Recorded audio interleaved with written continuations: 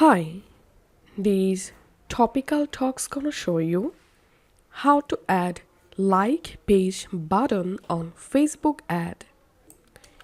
To promote your Facebook page, you can easily create an ad with page like, and I will show you step by step actually how to do it.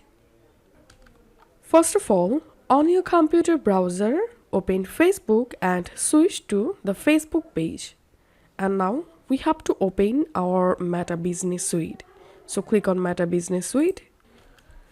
Once you are here, make sure to select your Facebook business account to work with. Now click on Ads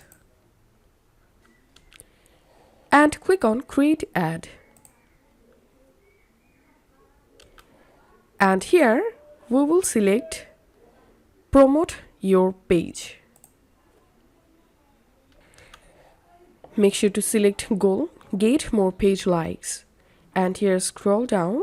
How do you want your ad look like? You can use a post.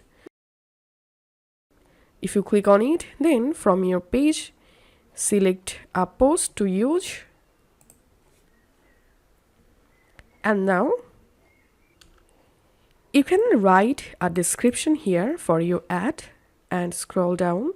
You can select a different thumbnail and button level. Make sure to select here like page.